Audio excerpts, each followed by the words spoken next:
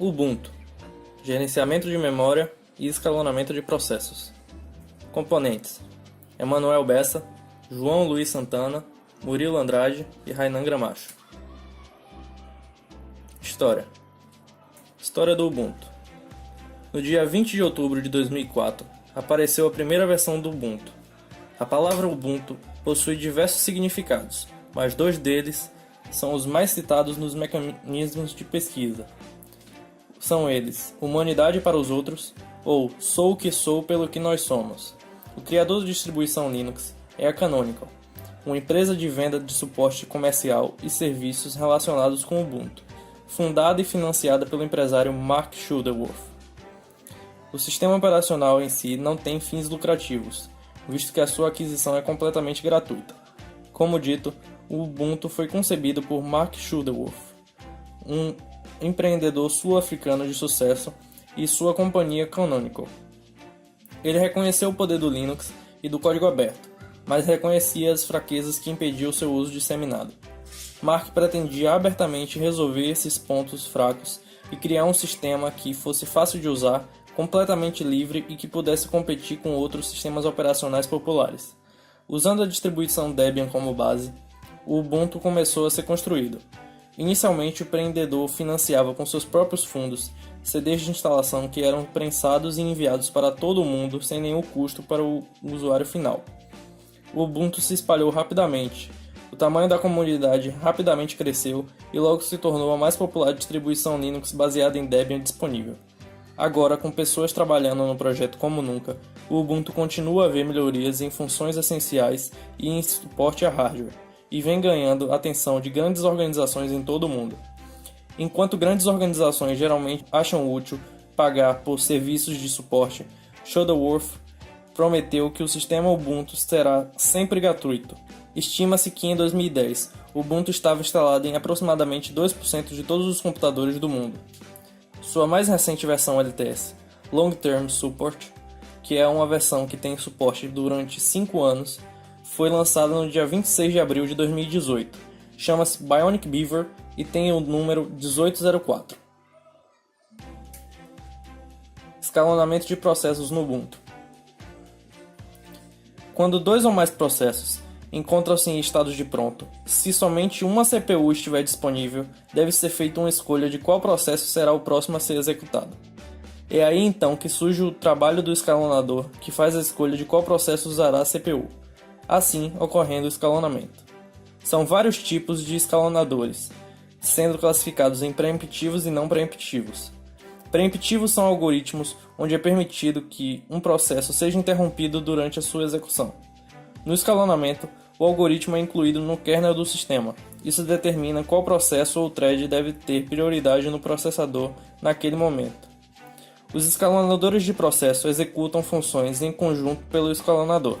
Porém, essa não é uma tarefa fácil, já que nenhum algoritmo é a prova de falhas. Escalonando processos no Linux. A responsabilidade do escalonador de processos do Linux é executar todas as tarefas em uma quantidade de tempo razoável, mantendo o uso correto dos recursos de hardware, ao mesmo tempo respeitando as políticas de prioridades e execução. Houveram evoluções da versão 2.4 para a versão 2.6 do kernel. Uma delas foi a entrada da preempção. O escalonador Linux é baseado em time sharing, ou seja, atua na divisão de tempo do processador entre os processos. Time sharing. Time sharing é a técnica de alternar entre diferentes processos de forma que o usuário tenha a percepção que todos os processos estão sendo executados simultaneamente, permitindo a interação com múltiplos processos em execução. A cada interrupção do sistema, o kernel atualiza várias estruturas de dados de contabilidade e realiza a operação de escalonamento de acordo com o comportamento de um processo e ajusta dinamicamente a sua prioridade, visando equalizar o uso do processador entre os processos. Processos que recentemente ocuparam o processador durante um período de tempo considerado longo têm sua prioridade reduzida. O processador, por via da técnica de tempo compartilhado time sharing, executa cada tarefa até que a sua fatia de tempo quantum expire e um processo de prioridade mais alta torne-se executável ou o processo atual bloqueie.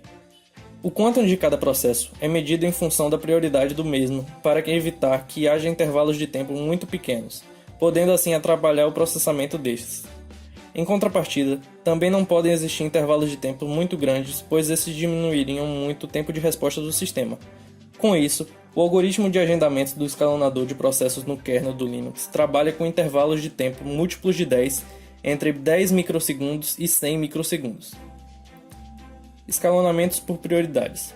No Linux, a prioridade de uma tarefa afeta o tamanho do seu quantum, se ela é de tamanho real ou não, e também a ordem que o escalonador a executa no processador. Existem dois tipos de prioridades que o escalonador de processos do Linux trata: a estática e a dinâmica. A estática é usada exclusivamente pelos processos de tempo real e possui um valor de 1 a 99, definido pelo usuário. Assim que o processo é aberto, não pode ser modificado pelo escalonador. Lembrando que apenas usuários com prioridades específicas podem criar e definir processos em tempo real. As prioridades dinâmicas são processos interativos. Sua prioridade é calculada baseada na prioridade padrão do processo e na quantidade de tempo que ainda resta para ele ser processado. O escalonador só processa tarefas com a prioridade dinâmica quando não há tarefas em tempo real. Com isso, os processos com prioridades estáticas possuem maior prioridade do que os dinâmicos. Políticas de escalonamento. O kernel utiliza 3 diferentes políticas de escalonamento para selecionar um processo. Shared FIFO. A primeira é o escalonador FIFO, First In, First Out. Essa política é válida apenas para os processos de tempo real e prevê que quando um processo é alocado ao processador, ele executa normalmente até que uma de 4 situações ocorra. Quando um processo também de tempo real e de prioridade mais alta for apto a ser executado, assim o processo cede o processador para essa nova tarefa, ou o processo libera espontaneamente o processador para um processo de prioridade igual à sua, ou ainda o processo é bloqueado e em uma operação de entrada e saída, e na última hipótese o processo termina. Shared RR. Outra política existente é o escalonador Round Robin, comumente utilizado em sistemas de time sharing.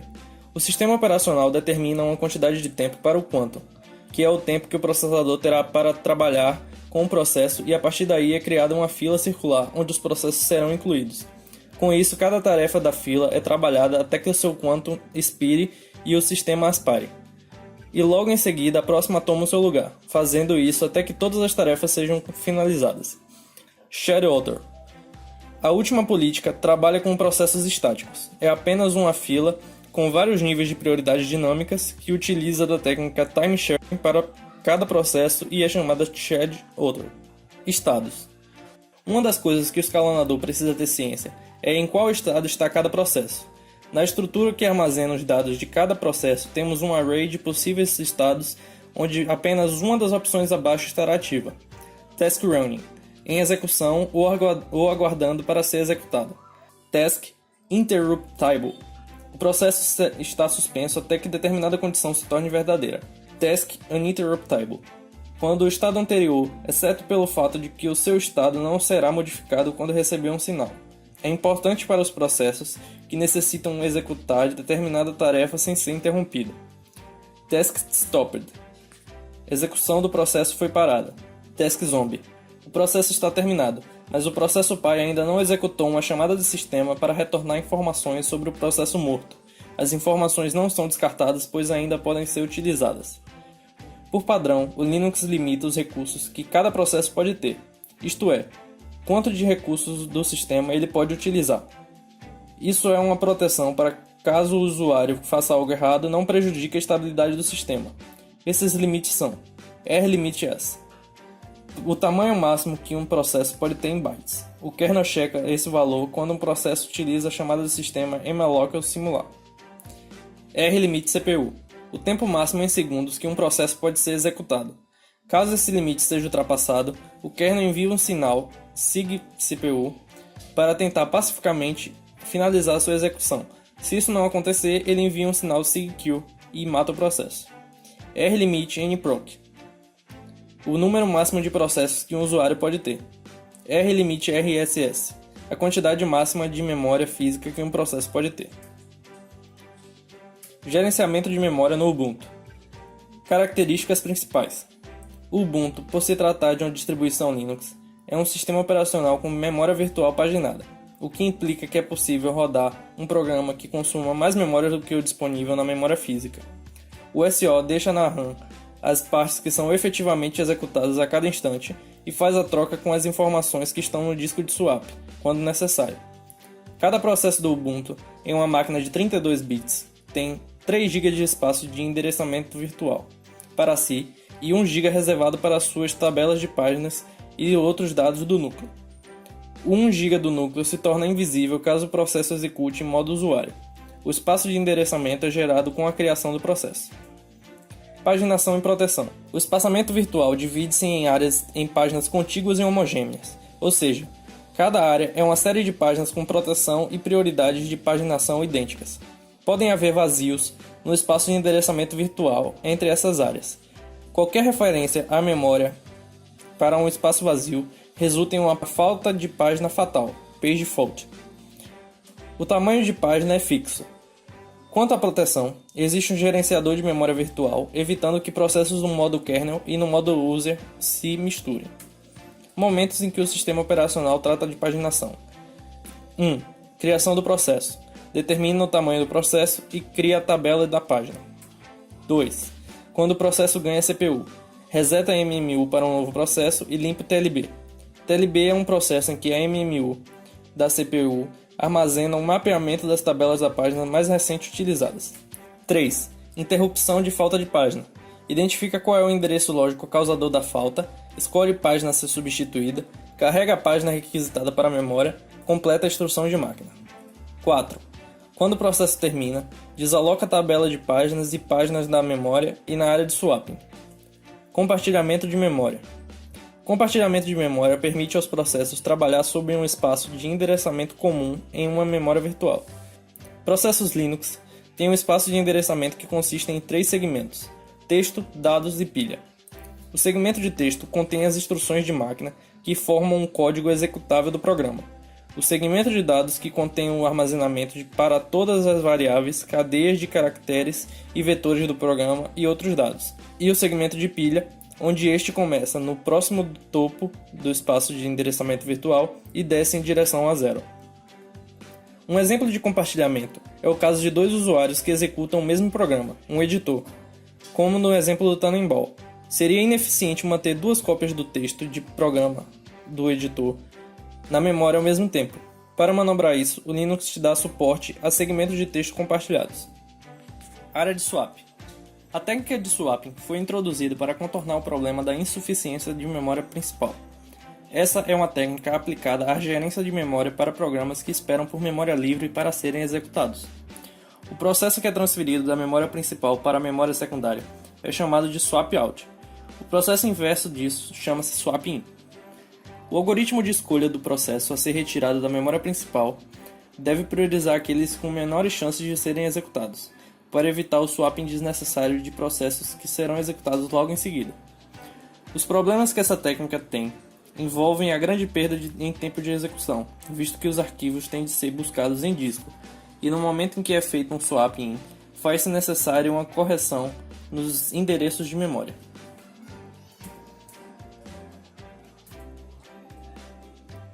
Essas são as referências para processos e essas são as referências para memória.